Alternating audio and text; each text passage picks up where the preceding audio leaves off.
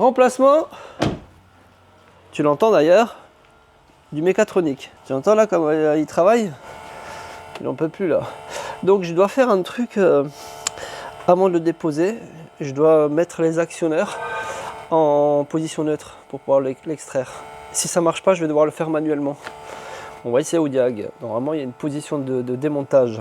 Allez, boîte de vitesse. Ok, adaptation. C'est un CAY. Mes fesses. Hop là. Démarrer. Amener position arbre de vitesse en position neutre. Voilà, c'est ça qu'on veut. On va voir si ça fonctionne. Vitesse neutre enclenchée. Voilà. Donc logiquement là, on devrait pouvoir sortir le mécatronique sans faire la manipulation manuellement. Donc là, j'ai éteint le contact, il continue de tourner. Il y a un problème là, non? Allez. La boîte à malice. Lui, il lui manque le collier en plus. Tu vois, il y a un rilsan. J'en ai pas en plus en stock des colliers comme ça. Ils sont énormes. Hop là, on dégrafe tout ça. Comme un soutien-gorge. T'as vu ça?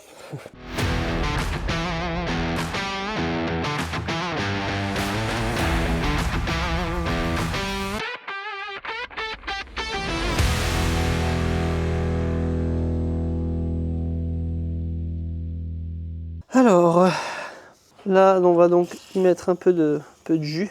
Faut toujours mettre un peu de jus pour que ça glisse. Voilà. Calculateur débranché. On va enlever la batterie, comme ça c'est fait.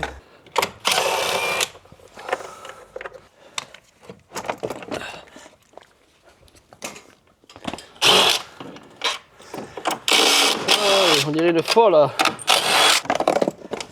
Et voilà. Donc ça, il faut déclipser ça.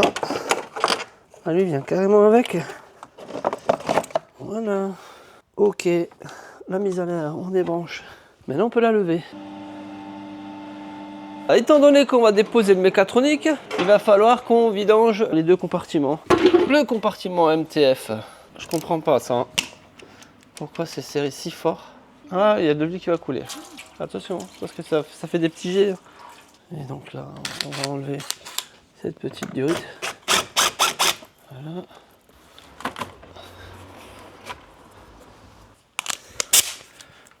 Et on va enlever la platine avec nos vis et le faisceau électrique.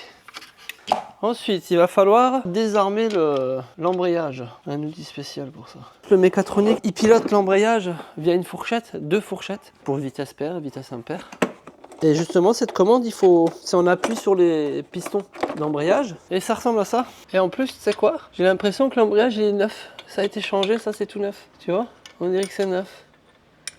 Je me trompe hein, peut-être, mais on dirait que le double embrayage a été changé. Donc on va déjà enlever ça. Capteur de vitesse, de rotation. Lui il va venir ici comme ça là, entre les deux platines. Voilà, comme ça.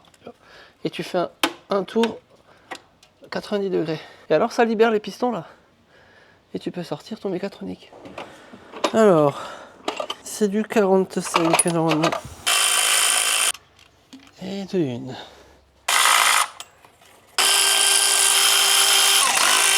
S'il est bien au neutre, voilà. La fonction neutre a fonctionné, tu vois. Et voilà, ça c'est notre mécatronique. Là, tu as les fourchettes. Donc le neutre, c'est lui là. Tu vois qu'il fallait engager. Alors attends, je vais prendre un tournevis pour que tu vois. Voilà. Normalement, il existe un outil pour passer à travers. Tu fais le long comme ça, là, pour venir là, le mettre au neutre. Parce qu'après, tu as encore un rapport supplémentaire, là. Le neutre, c'est là. C'est entre les deux. Entre là et là. Tu vois. Et là, c'est pareil. On vérifie qu'on est bien au neutre. Voilà. Tu vois, tous les vitesses. On vérifie que les rapports passent bien. Hein. Pas qu'on ait de soucis. Voilà, on est au neutre. Et on le laisse comme ça. Allez. Maintenant que ça c'est fait, on va procéder à la lecture du logiciel, donc du log qui est à l'intérieur. Pour ça, on utilise un outil informatique. Alors, on a une Golf qui est là et un DQ200 DQ200. Alors il faut lire ce qui a marqué sur le calculateur. Et c'est du D. C'est ça la référence qu'il faut prendre là.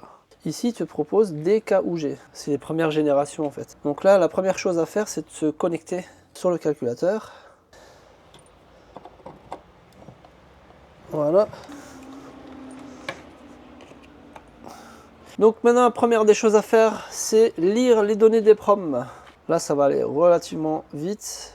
Voilà, on va enregistrer ce dossier dans le dossier EPROM et flash DQ200. Et là, on va créer un nouveau dossier qui correspond au garage. Au cas, nouveau dossier. On va prendre l'image du véhicule BD 419 AQ et la référence du calculateur. Et on va venir enregistrer l'EPROM. Ça y est. Maintenant, on va aussi lire les données flash. Ça, c'est un peu plus long. Donc là, il extrait l'EPROM pour l'antidémarrage et le flash pour le log de la gestion. C'est un logiciel en fait, hein, du mécatronique. Et ensuite, on va prendre le nouveau mécatronique pour incorporer ce que je viens d'extraire de ça, pour le mettre dans l'autre, pour pas avoir de soucis d'antidémarrage et pouvoir faire notre réglage de base en toute sérénité. Voilà, donc là, le flash, il est lu. On va l'enregistrer dans le même dossier. Maintenant, on peut déconnecter notre mécatronique. Voilà. Un nouveau mécatronique que j'ai ici en stock. Voilà. Et ça, c'est du D. Les trois, c'est du D. Donc, on va pouvoir charger notre mécatronique du nouveau, enfin des EPROM, de l'EPROM et du flash. On va venir se connecter au mécatronique. Maintenant, on va faire l'écriture de notre EPROM en premier. Je vais récupérer mon dossier. Hein. Donc, on a dit que c'était DQ200, que c'était le garage OK66, que c'était ce véhicule. Et le flash et l'EPROM, c'est celui-là. C'est le tout premier. Je sélectionne EPROM et je vais venir l'injecter, écrire les données avec succès. Donc l'EPROM, il est en place. Ensuite, on va faire l'écriture des données de flash, écrire les données flash. On prend le bon fichier et on l'injecte. Donc l'écriture flash prend toujours un peu plus de temps. Donc là, on va laisser charger tranquillou. Ça y est, notre écriture des données flash, c'est terminé, 100%. Donc là, lui, tu le mets en place, ça démarre et tu peux faire ton réglage de base. Voilà, on déconnecte et le clonage, parce que c'est du clonage en vrai, hein, est terminé. Voilà, donc il y a encore quelques petites choses qu'il faut faire. C'est bien évidemment mettre en place nos pistons pour le double embrayage, pour la commande. Il faut sortir les vieux. Voilà, on récupère ça. Donc ça, on peut mettre en place. Hein. 1, 2. C'est bien parce que eux, ils fournissent tout avec. Hein. Les soufflets et les petits capuchons. Ça, c'est génial d'avoir ça. Alors, nous, ce qu'on veut, c'est déjà mettre ça en place. Avec les nouveaux soufflets. Un peu d'huile à mettre hein, dans le mécatronique. Et on va y mettre du MKF. Voilà, c'est de l'huile verte hydraulique. Et là, c'est tout le bidon hein, qui va aller dedans. 950. On va venir huiler ça hein, pour les faire rentrer dans les cylindres. Voilà. Et notre petit soufflet. Le petit cabochon. Voilà. Parfait.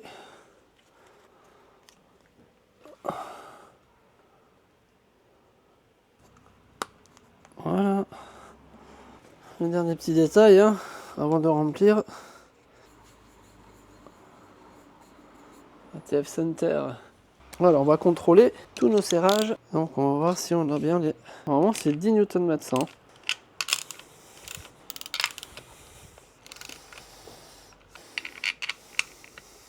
Non, j'arrive pas à le serrer à 10 Nm 100. Et pourquoi il claque pas? À 8 peut-être? Voilà. Voilà. Est-ce qu'il est chargé en huile déjà? Je pense pas. Ça, faut qu'on vérifie si c'est chargé en huile ou pas. Non, je préfère vérifier avant. Alors, nouvelle mise à l'air. Voilà. Ensuite, là, je remplis le mécatronique de son huile hydraulique.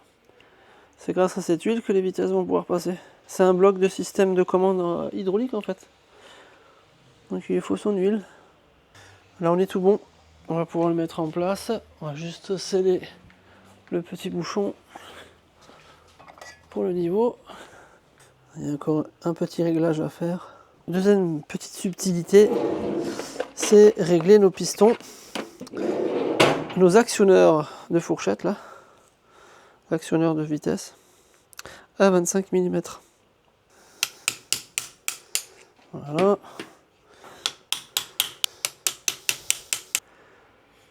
À 25. Ça c'est bon. Voilà. Voilà. Et là on est tout bon.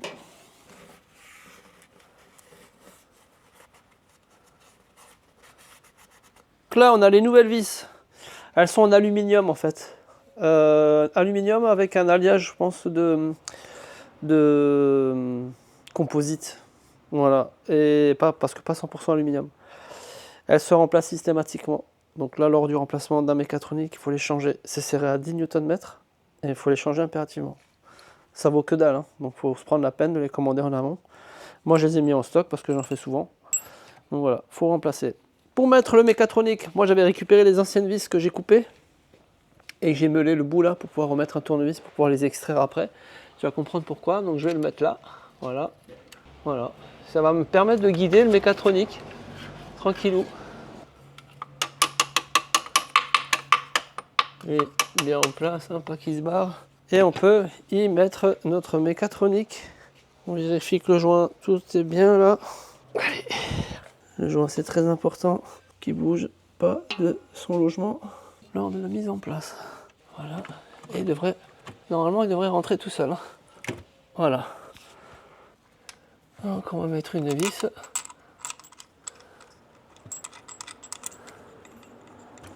Voilà. Voilà. Et là pareil, le tournevis, parce que j'avais fait des petites empreintes pour les sortir, hein. Voilà.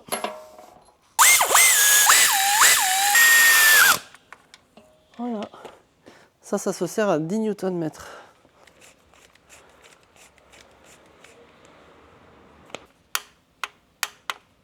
Une, 2, 3, 4, 5, 6 et 7. Le constructeur te donne une force de serrage, oui. Donc tu la respectes, ce que je viens de faire. Et si tu ne le sais pas, tu peux te baser sur le diamètre de la vis. Le diamètre, c'est ça. Si je prends le biacolis, je mesure, ça c'est du 8, tu vois. Le 8 en général, à part ces vis qui sont en aluminium, le 8 c'est entre 20 et 30 Nm, pas plus, tu vois. 10 c'est 60, 65, 12 c'est 80, 100. La longueur et le filetage jouent aussi, donc il faut le savoir aussi. Il y a un tableau, ça existe des tableaux pour ça. On va enlever notre outil, voilà. Plus besoin de notre outil. On remet notre capteur de rotation en place. Alors, voilà, là il est en place. On remet notre platine avec les deux vis.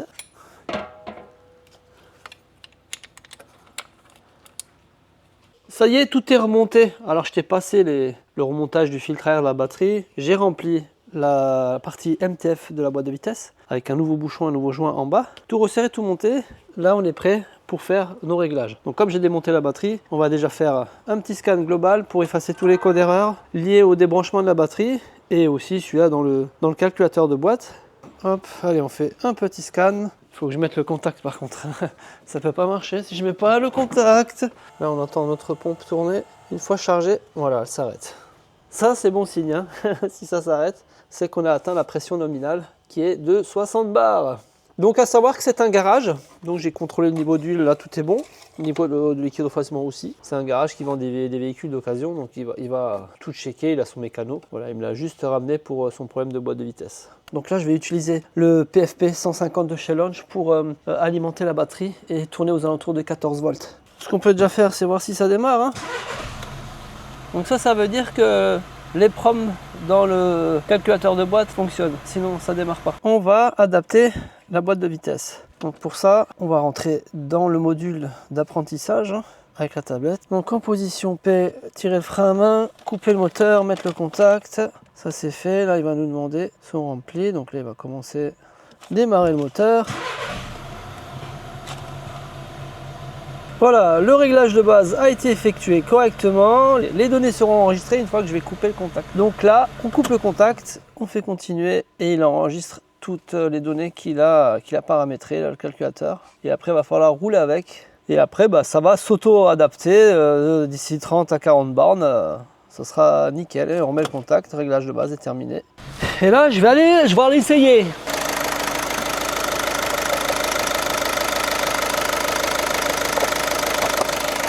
Allez.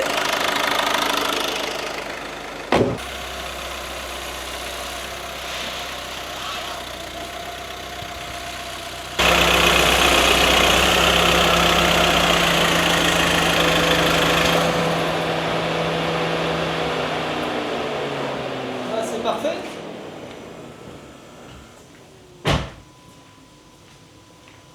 Voilà, c'est nickel. Là, je fais juste un petit passage à la valise pour contrôler s'il y a des codes d'erreur qui sont survenus pendant le roulage. Mais sinon, c'est parfait. Là, facture et restitution. Voilà. Merci d'avoir regardé la vidéo. Je vous fais plein de bisous. À très bientôt. Ciao.